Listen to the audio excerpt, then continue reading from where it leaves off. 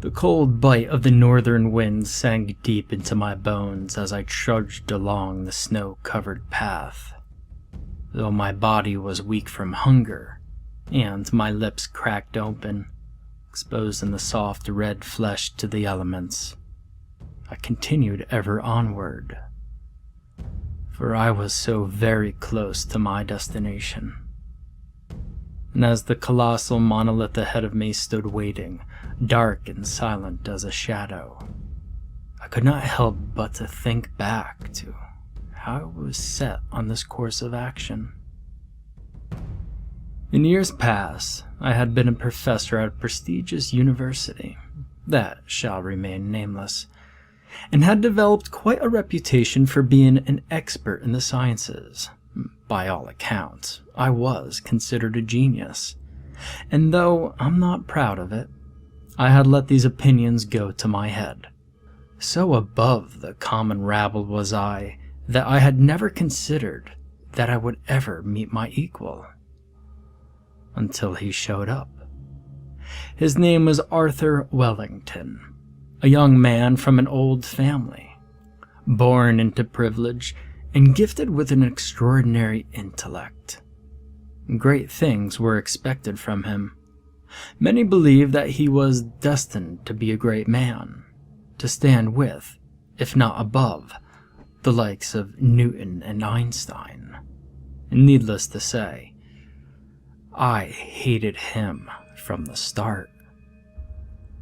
Throughout my tenure as a professor, I had, as I've said before, made a reputation of being a genius. In my eyes, it was only natural for my class to reflect that.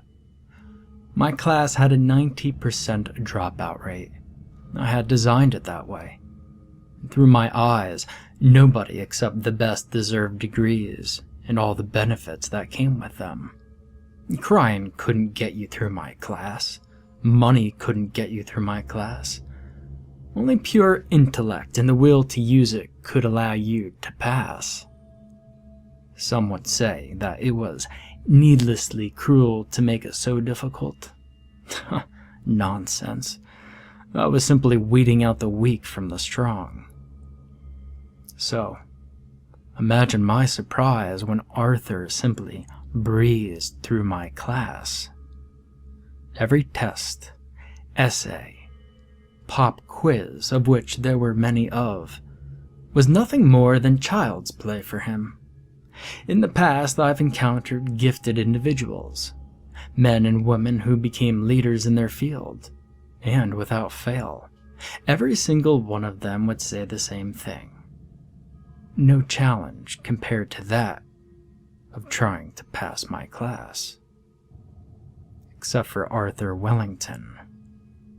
From the very start of my career as a professor, I designed the perfect strategy to separate the smart from the stupid. Such was my passion. Only then I found myself bearing witness to all of my work being swept aside as if it were no more challenging than simple wishing it away. Some would expect me to be satisfied, even proud, and in truth, all I felt was resentment.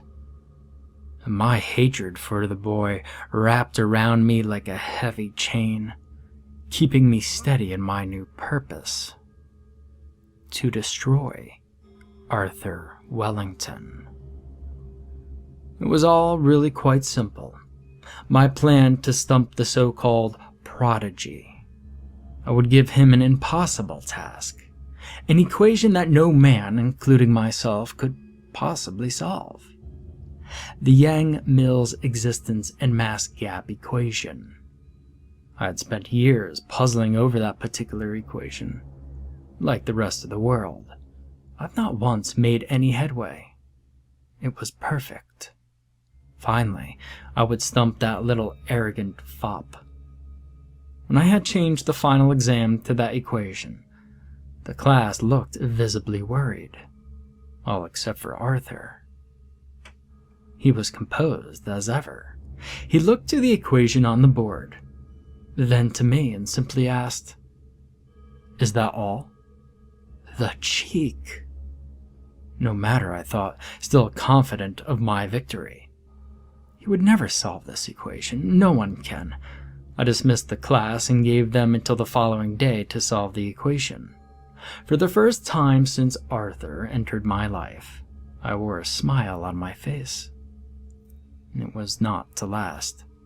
The following day, several of the remaining students didn't show up to class, including the great Arthur Wellington. Elated at having finally trounced that little ponce once and for all, I prepared a drink for myself. After all, I'd earned it. Then I heard the door groan as somebody entered. I quickly put my less than proper beverage under my desk. And after all, it wouldn't do to have the dean see a member of the staff drinking on the job. Only, it wasn't the dean at all.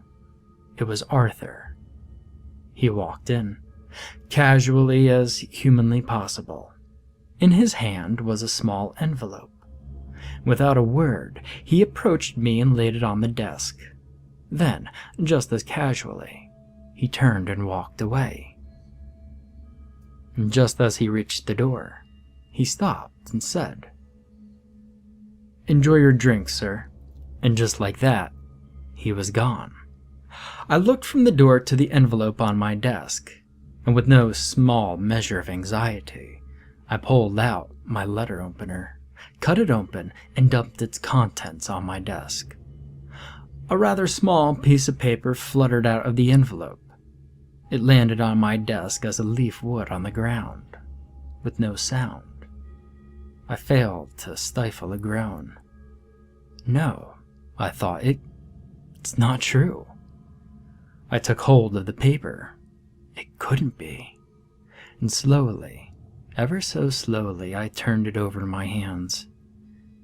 And it was nothing short of miraculous.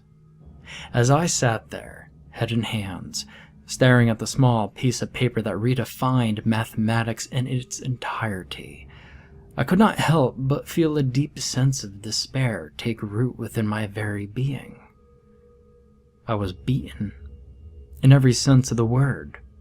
That young man was my superior in every way, and though it killed me to admit it to myself, it was the truth. I stared at the half-empty glass under my desk. I snatched it up from its hiding place and downed its contents in one gluttonous gulp. The drink that once tasted like victory was then as bitter as I felt. The sun's light woke me the following day. Pain shot through my head as I tried to rise from the floor. While doing so, I noticed the bottle in my hand. I rose it to my lips in the hope of alleviating my pain, and alas, there was no such comfort. The bottle was empty. In my frustration, I hurled it across the room, and despite my best efforts, it simply landed on the carpet with an audible thud. Of course, I thought, laying my head back down. Now, I can't even break a simple bottle. I truly am a failure. How long I lay there I did not know, nor did I care. But when I rose, it was with a newfound resolution. Not to best Arthur, no. That would be nothing but an effort in futility. Instead, my intent was to discover his secret. I refused to believe that any man, no matter how gifted, could simply show up with the answers to questions that have confounded the greatest minds of our world. I could not, I would not believe it. And that night, I worked up the courage to phone the Wellington household to offer my congratulations on Arthur's success. A woman, who I assumed was his mother, answered. She squealed with delight upon hearing my words. As I continued to praise her darling boy, as she put it, I finally saw the opportunity that I was waiting for. I voiced my disappointment at not being able to tell Arthur in person just how proud I was of him, This got the exact reaction that I desired. Without hesitation, the woman eagerly invited me to their home for dinner the following night. Naturally, I accepted. After all, it was only proper. The following night, I arrived at the Wellington estate in my finest clothes.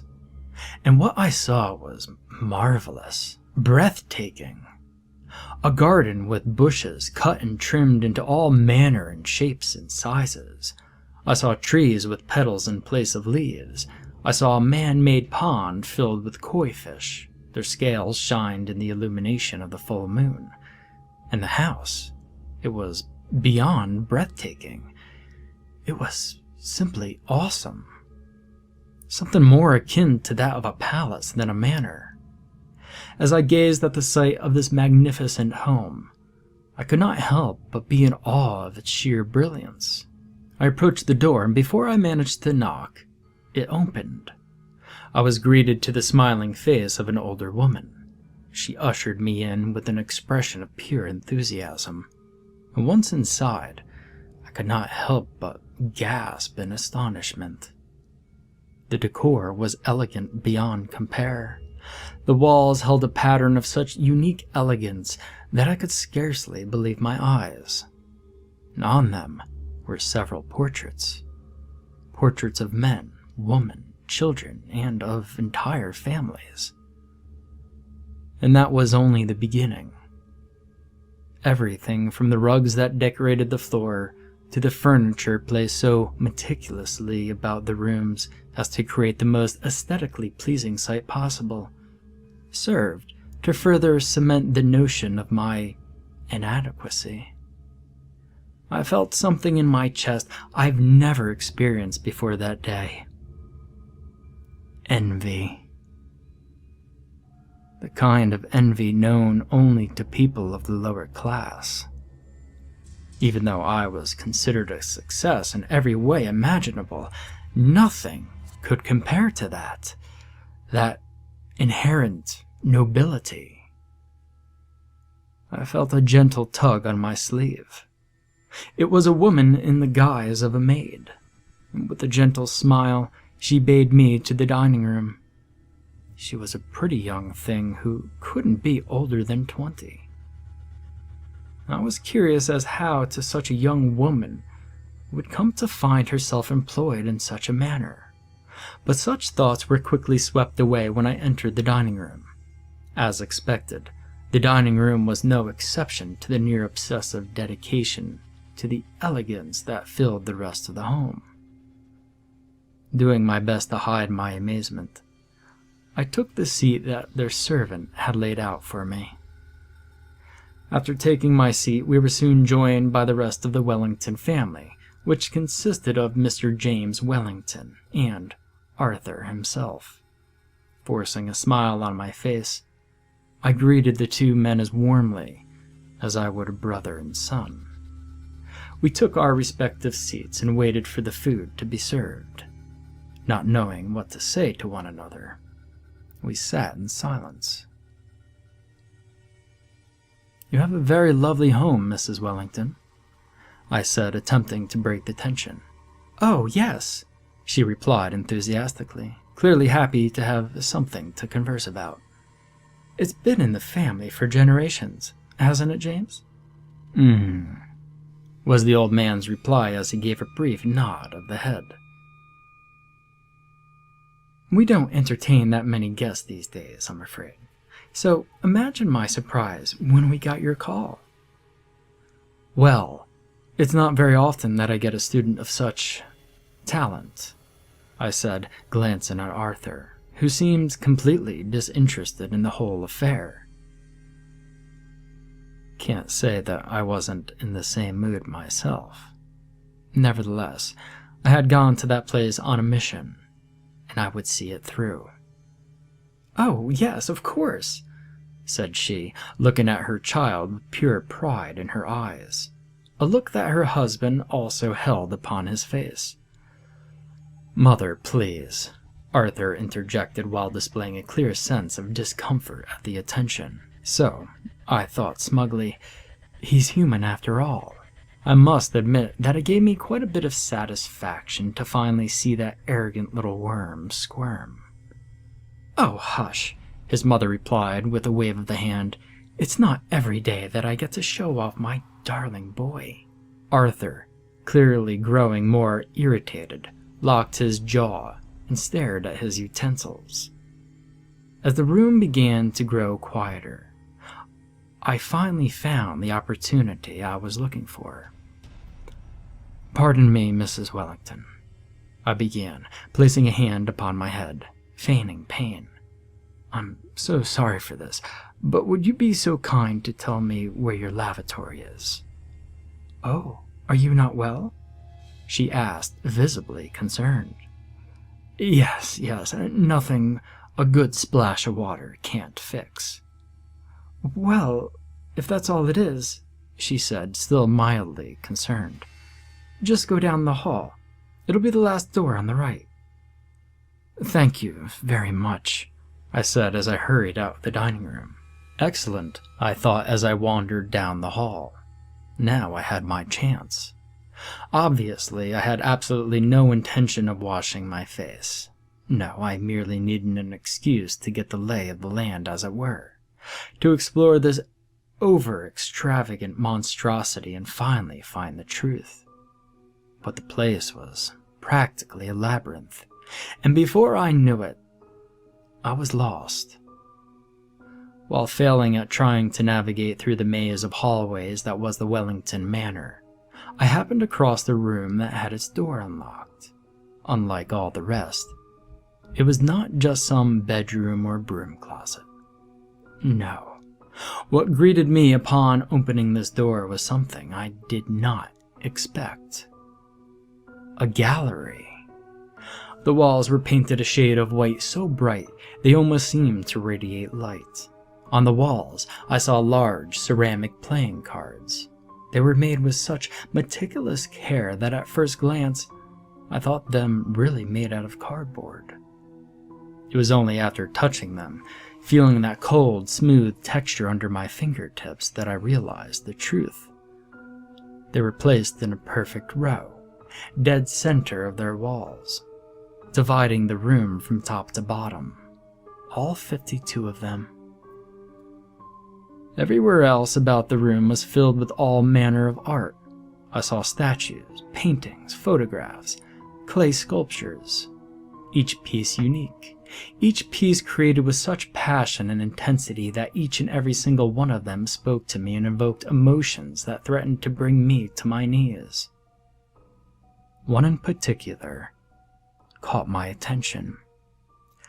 A painting of a man. He was lying on an altar of stone, strapped down by large belts. Around him were an innumerable amount of rats, covering his entire lower half, as if ready to feed on his insides. It was a ghastly thing, to be sure, and yet it resonated with me on a personal level. So amazed was I that, for the briefest of moments, I had forgotten why I had come to that place. Then, I had seen who had created the painting. On the bottom right corner was the signature of Robert Wellington. The wonder I felt had turned to resentment. A resentment so intense that I felt it eating up my insides. Of course, a Wellington had created this piece. Why? I asked myself. What makes them so superior? Was I just meant to believe that they were just a better breed of man? That the rest of us were mere mortals, were nothing but their lessers? Was I to believe that? My hatred intensified. Hatred for the Wellingtons, their son, their accursed maze of home, and the very walls of the room I was in.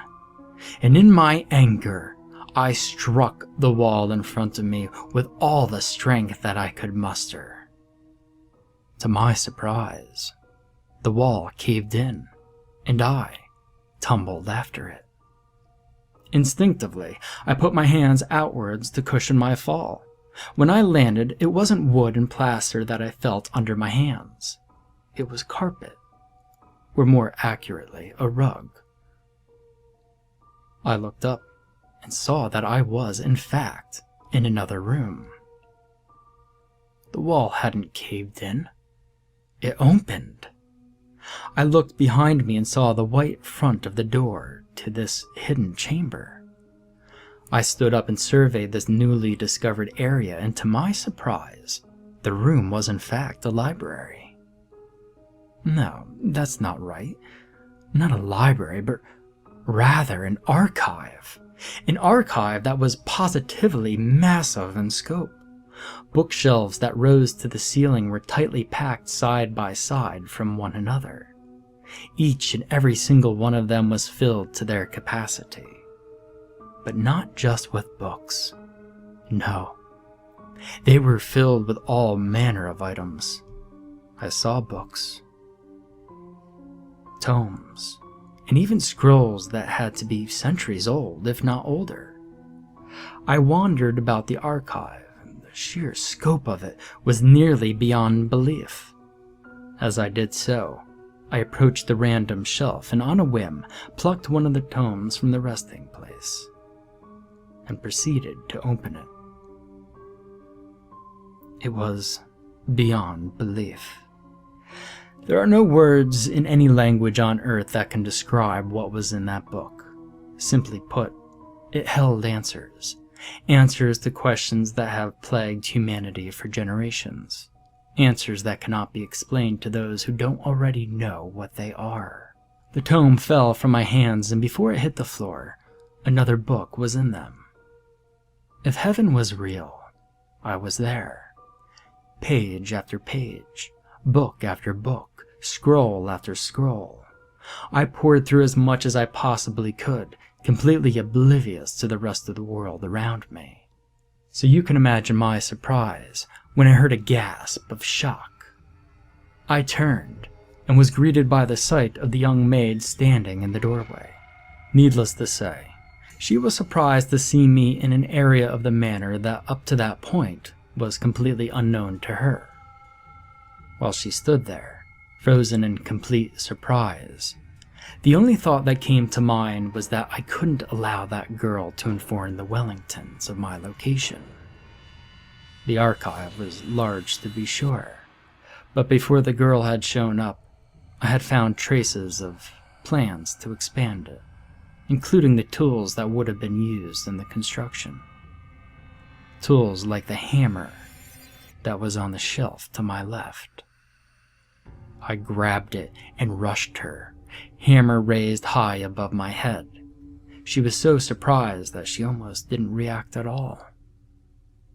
She reached for the closest thing to her to protect herself, which just so happened to be one of the ceramic playing cards that were on the door. The Ace of Hearts. A poor choice. She raised the card to shield herself from the blow. I brought the hammer down on her, and I saw the heart fragment into several pieces. The impact tremor shook my arm, and I saw the light behind her eyes disappear. And that moment will forever haunt my dreams. Those large, innocent eyes, frozen in time, forever asking, why?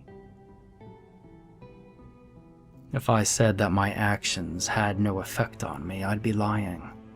In fact, at that moment, I felt sick, appalled at my actions, but I forced those feelings down. I knew what I had to do. I had just found what just might have been the single greatest collection of knowledge known to man. And there was no way in hell that I was going to allow the Wellingtons keep that knowledge from me. Their time had finally come to an end. My time was just beginning. It was no hardship finding my way around the manor at that point. It's hard to put into words, but after experiencing what I had in the archive, It was almost as if everything was so much clearer. Intuitions and instincts that were unknown to me previously had appeared and seemed as natural as breathing. In no time, I found the Wellingtons in their living room, speculating in urgent tones about where I could possibly be. I approached them as quietly as I was able. Hammer in hand, I readied myself. The elder Wellingtons had their backs to me. Arthur, on the other hand, saw me. At first he seemed relieved, until he saw the scarlet-stained hammer I held. The old man was the first to fall. I doubt that he ever knew what hit him. His wife, on the other hand, was very well aware of the danger. Her scream was cut short as her skull caved in when I fell upon her. It was over in mere moments. Next was Arthur. He had not moved at all. His expression was not one of fear or shock, though, but of acceptance and understanding. Not a word was spoken between us. There was no need. He knew why. It was because I knew the truth. He was no prodigy. He just had the unfair advantage of having access to that wealth of information. This realization brought a smile to my face. He was nothing special. He was just a boy. No brighter or better than the average person. There was no guilt that time. He deserved it. They all did, lording over the rest of us as if they were superior. He kneeled and stared into my face as I brought the hammer down on his. The next several hours were spent disposing of the bodies. Nobody would find them. It would simply be as if they had never been there to begin with. After that was done, I spent the following days in the archive researching and learning all that I could. There was just so much. But in time, I finally found what I was looking for. The source. An archive of that magnitude would be no small thing to create. The knowledge that is held was so obscure in nature that it would be next to impossible to obtain. Not only that, but the quality of the items in it were positively pristine, as if they were only recently made, which of course could not be true. There were scrolls there that were written in ancient Aramaic, Latin, Hebrew, Greek, as well as other languages that I was absolutely certain were previously unknown to the rest of humanity. There had to be a source for all of this, and there was. After several days of exploring, it finally revealed itself to me. In the center of the archive was a journal, but not just any journal. It was the journal of Robert Wellington, the creator of the pieces that decorated the gallery just outside the archive's entrance. As I read through it, I discovered that Robert, unlike his descendants, was a man of actual talent and drive. It appeared that Robert was a man of adventure. In his youth, he spent much of his time exploring the continent of Africa. On one such trip, he'd come across a dying native man. In a moment of kindness, he nursed the tribal back to health, and in gratitude, the tribal led him back to his village where he met with his leader. As it turned out, the young man he had saved was the son of the chief. In gratitude, the chief revealed to Robert the location of the home of one of their gods. The chief then told Robert that if he gained the favor of the gods, that he'd gain the secrets of all creation. Intrigued, he followed the chief's instructions and found himself in the Atlas Mountains. It was there that Robert found what he called the Nexus. Robert didn't go into great detail about what he found at this Nexus, only insisting that everything that the chief had told him was true. He spent several years collecting what he could from the Nexus, and the archive that I found myself in was the result of his labor.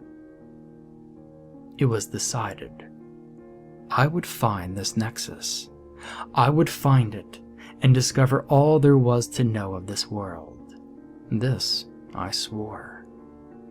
I spent the following days researching all that I could on the ancient continent. Only when there was nothing left to know did I leave that place behind. I emptied my savings, gathered what gear that was needed, and set off in search of my prize. I spent years chasing after the phantom of the Nexus. In that time, I'd aged considerably. Before I had taken this course of action, I was well on my way to seniority. Now, I was positively ancient. But even so, I would not relent in my quest. I would not stop. I would not die. Not until I had what was mine. It was no secret where the Atlas Mountains were. Locating them was not difficult. But the location of the Nexus, that was something altogether different. Robert Wellington never kept a record as to its whereabouts. At the time, only he and the chief knew its location. And so, my mission was to find the tribe that held the knowledge of its location. Not an easy feat, to be sure, but I would see it done, no matter the cost. Before I had left the Wellington estate, I had taken all of what I consider the most valuable secrets. Knowledge is power, after all. And what man doesn't desire power? Once again, I had established a reputation for my knowledge in all manner of subjects.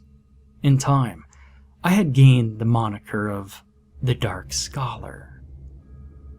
Rather on the nose, to be certain, but I cannot deny that I enjoyed the name. It suited me. The selling of these secrets had allowed me to amass a fortune so large that it allowed access to nearly any and all resources that I desired. Most people would be satisfied with such a large amount of wealth, and I'm not, nor will I ever be, most people. No, it's not money that I wanted. Even after all those years, my desire had never changed. The Nexus was the real prize, and it would be mine. Using each and every resource at my disposal, agents, scholars, geologists, ecologists, theologists, anybody and everybody who had a story to tell about the various tribes of Africa and their gods. I had them search for that tribe, and in time, I finally found them. On a remote patch of dirt, completely unremarkable in every way, was the tribe that I had searched for all that time. Finally, I would have the answers I was searching for. The tribals were understandably hesitant to share their secrets with an outsider. I did try to reason with them. Truly, I did. I offered them food, medicine, and riches beyond anything they could have possibly imagined. They were adamant in their stubbornness, and what choice did they leave me? I offered them an olive branch, and they knocked it from my hand. So I put them to the sword. It wasn't long before their elder conceded defeat. He offered me the location of the Nexus in for the lives of his people. I accepted his offer. After all, I'm not a monster.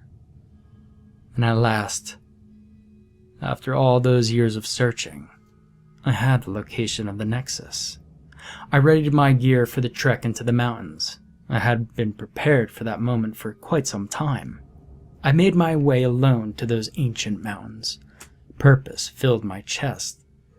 If I had to bear the weight of the world on my shoulders, like the titan that those mountains were named after, in order to get what I wanted, then so be it. I would have my prize. As I began the long trek into the unknown, I thought about what the village elder said to me. One does not simply go into those mountains and happen across the Nexus. No, if such were the case, several people would already know where it is. The only way to find it is to have it as your intended destination and follow the path that was set by the gods. Now, I've never held much stock in the concept of gods and legends, but one thing I did believe was that it wouldn't be so simple a thing as just walking up to the entrance and entering the most coveted source of information in known existence. So I continued on my path. Days later, I was out of food. My back and feet ached. For the first time in years, I felt my age creeping up on me. If I were a younger man, I'd have found the path difficult. Never mind how I am now. But even so, I continued ever onward. Nothing would deter me from my path. Not the elements, not the hunger nor the pain. I would have what was mine. I don't rightly recall when the storm started, but before I knew it, I was surrounded by howling winds and swirling snow. It obscured my vision. I could hardly see and could feel nothing but the sting of the snow on my face. And then I saw it. There it stood, a mountain, unlike all the others that surrounded it. It was completely untouched by the elements. Not a single snowflake touched its surface. There it was, dark as a starless sky. Clouds swirled around its summit like a crown fit for a god. When I saw this, I forgot my pain and fatigue. With a renewed vigor, I pressed forward. As I approached the base of the mountain, I thought to myself, I've done it. After all this searching, I've done it. Now, I would have what I've searched for. Now, the Nexus would be mine. At the base of that dark, primordial mountain, I saw an entrance to a cave. But this was no natural feature, no. Its edges were far too smooth and edged. God does not build in straight lines. As I grew closer to it, I felt the cold leave me. The wind died down and the world grew silent. I turned and saw the swirling blizzard behind me. It surrounded the mountain, but didn't touch it. It was as if this piece of land was not restricted by the laws of nature that govern the rest of creation. I turned back to look at the entrance, and there it was, drawing me in. Like a moth to the flame. I stood a foot away from it, staring into it, seeing nothing but an inky blackness. And with one last deep breath, I stepped forward and became enveloped by the shadows within. At once, I lost all sensation. No pain, no hunger. I felt nothing. I saw nothing. I was nothing. Just a thought, floating in an endless void. Then, I was myself again. I opened my eyes. What I saw was, well, there are no words. How does one describe what I saw in that moment? What are the words that can capture the sheer beauty and scale of what I saw? It became all too clear to me in that moment why Robert Wellington had never described just what the Nexus was. It simply was indescribable. It would be like trying to describe sound to the deaf, color to the blind. There are no words. One must experience it for themselves in order to understand. For the Nexus was not just some simple archive like at the Wellington estate. It was a marvel beyond human comprehension. I stood there and beheld sights that dazzled my mind. At both times there was a floor, yet not. Walls, but not really. I imagine that the closest thing one could imagine it as would be exploring one's own mind. Yes, that's it. It was if navigating my very own dream space without the fog of sleep clouding my mind. Fleeting images and sensations that seemed familiar yet different. But then my wonder was cut short. The darkness returned. I felt a heavy pressure weigh down on my very being. I was not alone. I could feel the presence of another. Then I saw its face. It was an impossibly tall figure, its body covered in feathers of darkness so pure that the abyss that surrounded us both paled in comparison. Its head was like the skull of a crow, and its eyes were like that of two large stones that each held a void of their very own.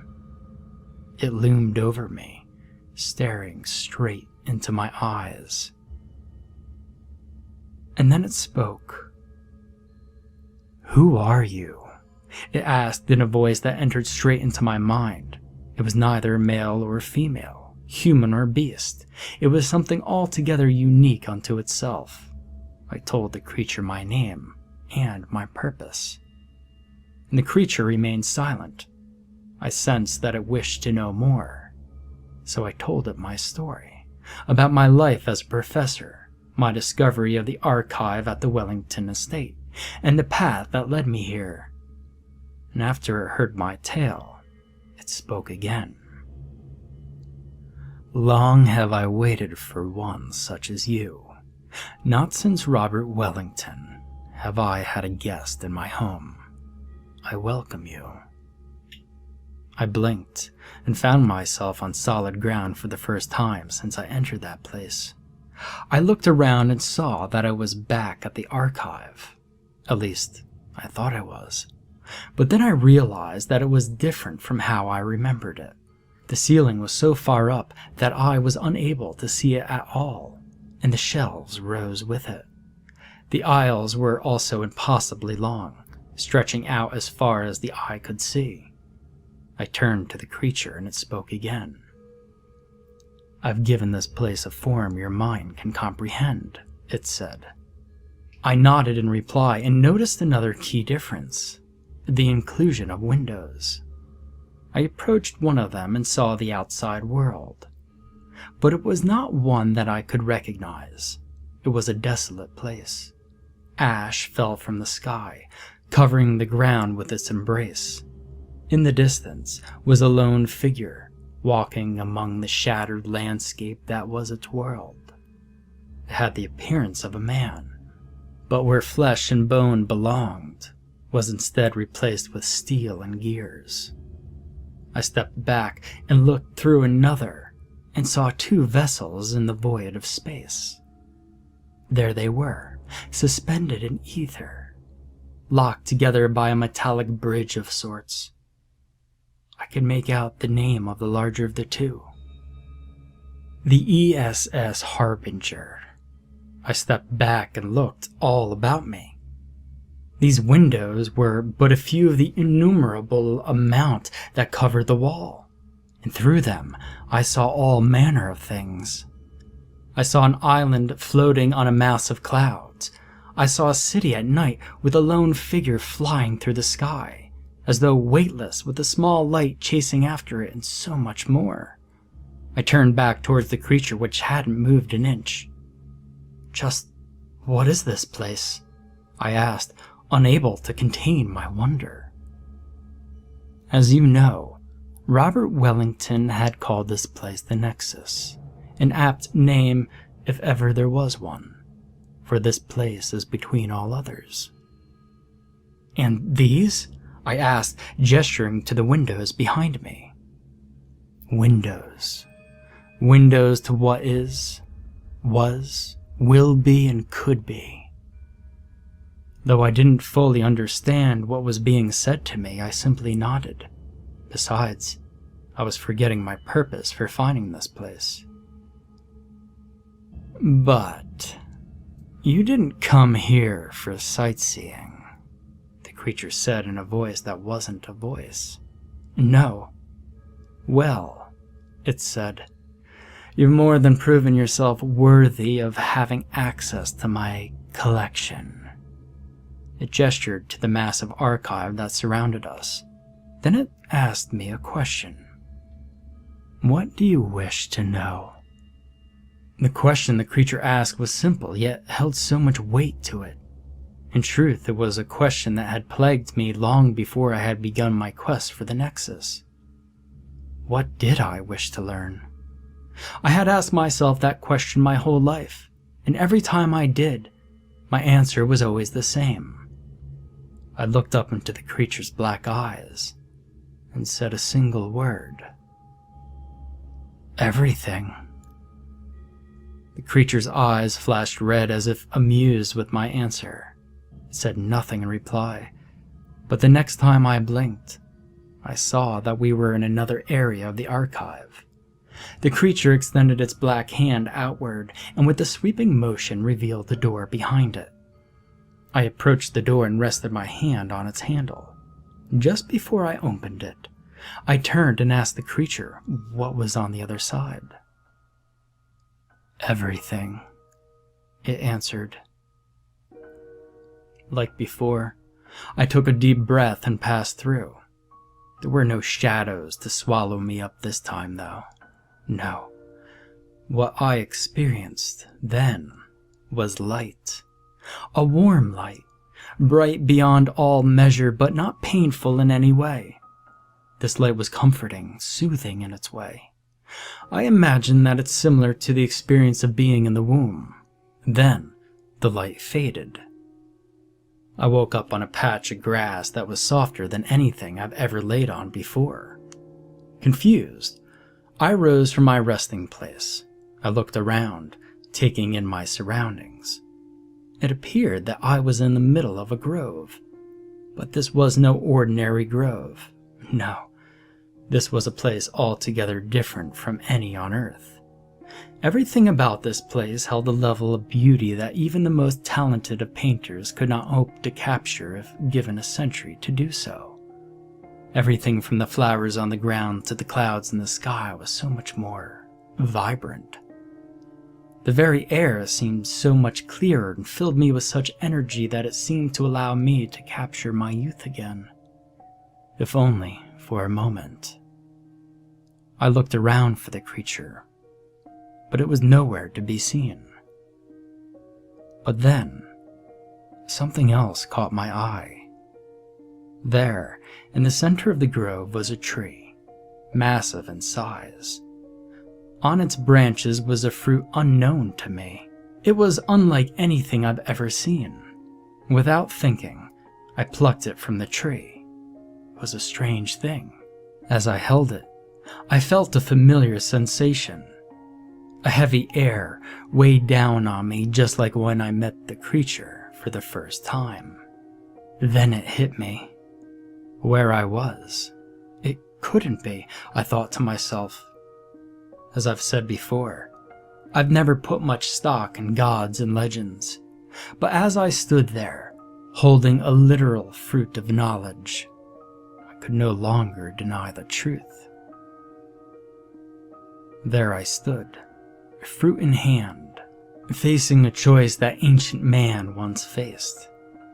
I thought back on all I had gone through, all of the sins that I bore on my shoulders in search for this. I thought of the girl I had killed all those years ago, of those eyes forever frozen in time, forever asking me, why? And now, I held the answer in my hands. Would I sacrifice my humanity for the sake of knowledge? I looked down at the fruit in my hands and I knew my answer. I would sacrifice all for knowledge. The moment I bit into the fruit, the secrets of the universe were made known to me, and the person I was ceased to be. I became something altogether different. I heard a voice in my mind. It was the creature's, and it was mine. I was he, and he was me. Such it was and had always been. From the moment the first of man had sinned, there had always been a watcher, a collector, a dark scholar. I was not the first to sacrifice all for the sake of knowledge, and I wouldn't be the last. This story is just one of many. There's so much more to be collected, to be told, to be learned. So, I have one question to ask you. What do you wish to know?